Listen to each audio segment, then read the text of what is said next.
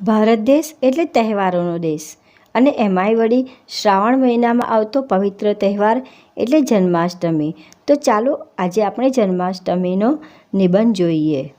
નંદ ઘેરા આનંદ ભયો જય કનૈયા લાલ કી, હાથી ઘોડા પાલ કી જય કનૈયા લાલ કી. ના જયઘોષ સાથે ઉજવાતો તહેવાર એટલે જન્માષ્ટમી. આજથી 5252 વર્ષ પૂર્વે ધરતી પર અસુરોનો ત્રાસ વધી ગયો હતો. લોકો ત્રાહિમામ પોકારી ઉઠ્યા હતા. શ્રી કૃષ્ણ ભગવાને શ્રીમદ ભગવદ્ ગીતામાં કહ્યું છે કે યદા યદા હિ ધર્મસ્ય ગ્લાનિર્ભવતિ ભારત અભ્યુત્થાનમ અધર્મસ્ય તદાત્માનમ સૃજામ્યહમ. એટલે કે પૃથ્વી પર જ્યારે જ્યારે અધર્મ વધી જશે ત્યારે ધર્મયુદ્ધ કરવું અનિવાર્ય થઈ જશે.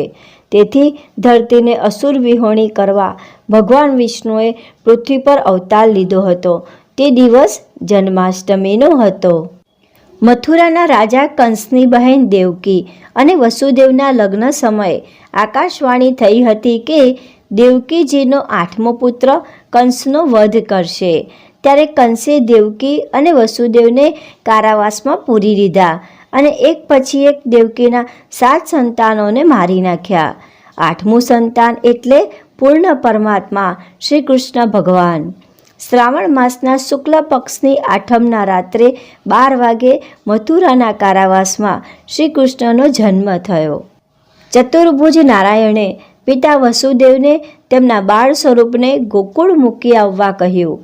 વસુદેવે બાળકૃષ્ણને ટોપલામાં મૂકી માથે મૂક્યો.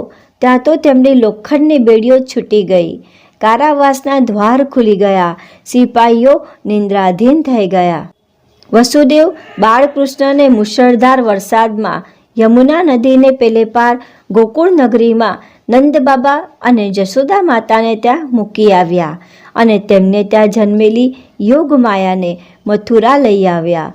તેથી આ દિવસ દર વર્ષે કૃષ્ણ જયંતી, જન્માષ્ટમી કે ગોકુળાષ્ટમીના નામે ઉજવાય છે. આ દિવસે લોકો ફળાહાર કરીને ઉપવાસ કરે છે.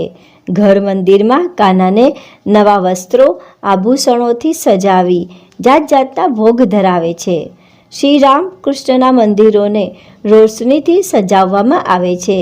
રાત્રે 12 વાગે કૃષ્ણ જન્મોત્સવ ઉજવાય છે. શ્રી કૃષ્ણને માખણ, મિશ્રી, દહીં, પંજીરીનો ભોગ ધરાવવામાં આવે છે. વિવિધ મંદિરોમાં મેળો ભરાય છે તથા કૃષ્ણલીલાની ભજવણી થાય છે. કેટલાક સ્થળોએ રાસ ગરબા પણ યોજાય છે. શ્રી કૃષ્ણને જન્મભૂમિ અને કર્મભૂમિ ગોકુળ, મથુરા અને વૃંદાવનની તો વાત જ ન્યારી હોય છે. દેશ વિદેશથી લોકો કૃષ્ણ જન્મનો લાહવો લેવા આવે છે. અહીં રાસલીલા પણ યોજાય છે. વિદેશમાં વસતા ભારતીયો પણ જન્માષ્ટમીનો ઉત્સવ ધામધૂમથી ઉજવે છે. ઇસ્કોન ટેમ્પલ તથા શ્રી સ્વામિનારાયણ મંદિર દ્વારા જન્માષ્ટમીની ભવ્ય ઉજવણી કરવામાં આવે છે અને શ્રી કૃષ્ણને જાત જાતના ભોગ ધરવામાં આવે છે. જન્માષ્ટમીના બીજા દિવસે શ્રી કૃષ્ણના જન્મની ખુશીમાં દહીં, માખણ, મિશ્રીથી ભરેલી મટકી ફોડવામાં આવે છે. કેટલાક સ્થળોએ તો તેની પ્રતિયોગિતા પણ યોજાય છે. પરંતુ આ પ્રતિયોગિતાની ગંભીરતાને ધ્યાનમાં લઈને સરકારે 22 ફૂટથી ઊંચી મટકી લટકાવવાની મનાઈ ફરમાવી છે. ખરેખર જન્માષ્ટમી એટલે શ્રી કૃષ્ણ જન્મોત્સવની ઉજવણીમાં ઓતપ્રોત થઈ જવાનો ઉત્સવ. તો આપણે પણ બાળકૃષ્ણને પારણામાં ઝૂલાવી શ્રી કૃષ્ણ ભક્તિના રંગે રંગાઈ જઈએ.